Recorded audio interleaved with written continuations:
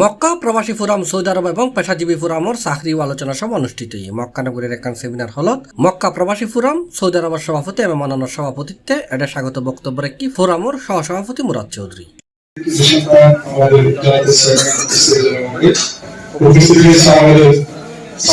প্রধান অতিথি আছিল জামাত ইসলামের registrant secretary general Mohammad Shahjahan. বিশেষ অতিথি আছিল সৌদি আরব জামাতের কেন্দ্রীয় কমিটির কর্মপরিষদ সদস্য হাফেজ এম এ বাকি, প্রদেশের সভাপতি মৌলানা মুয়াজ্জেম হোসেন, বিশিষ্ট ব্যবসায়ী আইব সওদাগর, আইডিয়াল ট্রাস্ট এবং আইডিয়াল স্কুল অ্যান্ড কলেজের প্রিন্সিপাল মিজানুর রহমান, কক্সবাজার জেলার শ্রমিক নেতা আমিনুল ইসলাম, সিআইপি আনোয়ার হোসেন, বিশিষ্ট চিকিৎসক ডাক্তার মাহমুদুর রহমান, এডেক কুরআন তালাওয়াত গুজ্জি আবুল হায়ের, ইসলামী সঙ্গীত পরিবেশন গুজ্জি তানজিমুল উম্মাহ মাদ্রাসার প্রিন্সিপাল রিয়াদ হায়দার, পেশাজীবী নেতা মুক্তার চৌধুরী।